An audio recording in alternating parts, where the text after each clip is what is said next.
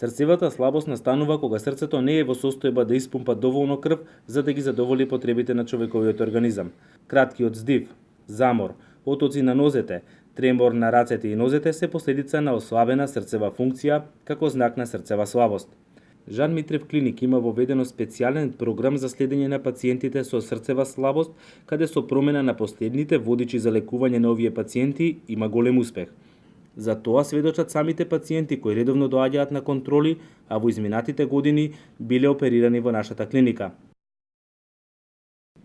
Во 5:30 сабајето стана вода да пијам и само оставив јаки болки во градите. Потење ладна пот и со синот и сопругата до Ѓорче поликлиника. Не препратија во септември, 8 септември. Таму ми рекоа дека сум имал подување на стомак и може некој тровање од храна. Ми препиша терапија, ја месец дена ја пиев таа терапија, се до таму некаде 30 мај, кога веќе не може ни 50 метри да одам, отидов во државна болница, не ме примија, мислам за операција.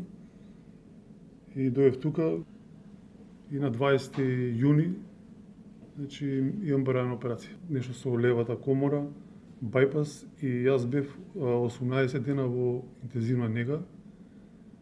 И имав пумпа некоја така разрив ставено во десната препона до горе, која ме извади таа као пумпа и едноставно почна да ме учат да одам, пошто бев слаб со нозеве. И од тогаш сум секој месец на контрола кај Андјуша.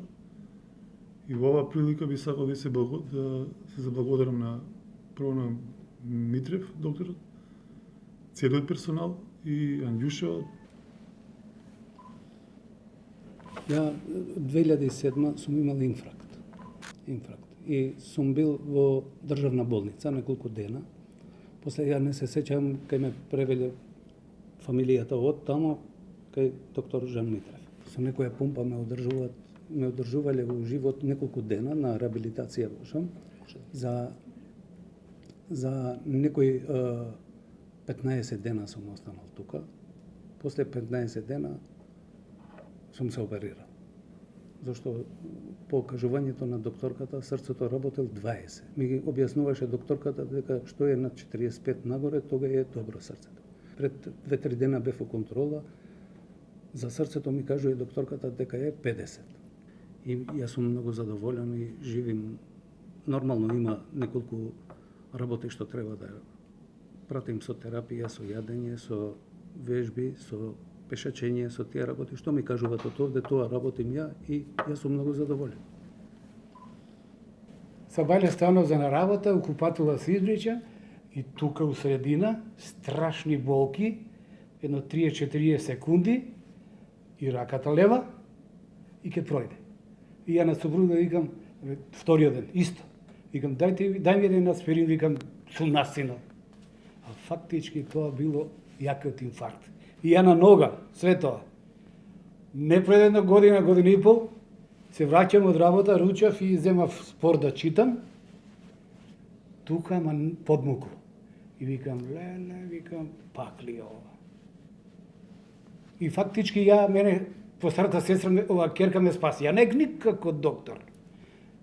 И она викна, брза помош, дојде и ме прегледа и вика, мора да идете у кардиологија. Ја никако, каква кардиологија, ништо не ми е.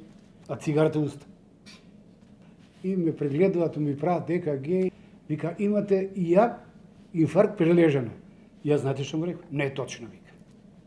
И ме качи ја горе, коронографија праење, 3 артерии запушени, двете 90%, едната 100%. Од тој јак инфаркт настрадала и левата комора. И тоа направивме све, после дојдовме дека на операција, имам 3 бојпаса и медицински ми пише у отпусната листа вентикуларна пластика на лева комора. И едно големо благодарност за доктор Жан Митрев, успешна операција, али се придржувам. Многу сум цигарите ги оставив. Секој ден ја пешачам околу 20-22 км. Еве, 18-та година. И се осеќам како да не сум опериран.